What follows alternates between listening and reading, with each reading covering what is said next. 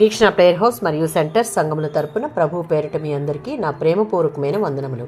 ఈ దినపు దేవుని మాట సామెతల గ్రంథం 12వ అధ్యాయం 21వ వచనం. నీతిమంతునికి ఏ ఆపదయు సంభవించదు. దేవుని యందు భయభక్తులు కలిగి ఆయన దృష్టికి యథార్థముగా ప్రవర్తిస్తూ ఆయనతో సహవాసం కలిగిన అనుభవంతో నింపబడి ప్రతిదినము ఆత్మీయ జీవితంలో మనలను నీతిమంతులుగా తీర్చుటకు మన పాపముల నిమిత్తం క్రీస్తు సిలువలో మరణించి మన కొరకు లేపబడెను అన్న సత్యాన్ని జ్ఞప్తికి తెచ్చుకుంటూ కృతజ్ఞత నిండిన హృదయం గల విశ్వాసిగా మనం జీవించగలిగితే దేవుని దృష్టిలో మనం నీతిమంతులమే. ఇలాంటి వారికి ఏ ఆపదయు సంభవించదు అని ఈ వచనం చెప్తుంది. దాని అర్థం శ్రమలు ఆపదలు రావని కాదు, వచ్చినా అవి మేలుకరంగా దేవుడు మారుస్తాడు.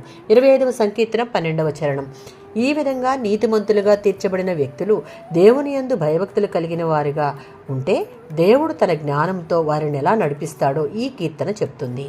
ఎలా అంటే ఆదామును గూర్చి, అబ్రహామును గూర్చి, యోసేపును గూర్చి, తన ప్రజలైన ఇశ్రాయేలును గూర్చి ఏ విధంగా ఆయన ఒక ప్రణాళిక కలిగి ఉన్నాడో అదే విధంగా ప్రతి విశ్వాసికి సంబంధించి దేవునికి ఒక ప్రణాళిక ఉంటుంది.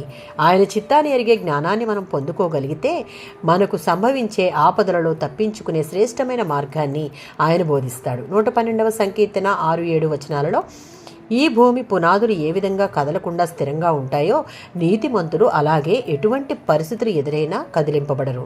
వారిని ఏ శోధన కదిలించలేదు, నైతికంగా పడిపోయేలా చేయలేదు. ఎందుకు అంటే వారి యొక్క పూర్తి నమ్మకం దేవునిపైనే ఉంది కాబట్టి. ఆపద సమయాలలో భయంతో కానీ విచారంతో కానీ ఉండవలసిన అవసరం నీతిమంతులకు ఉండదు.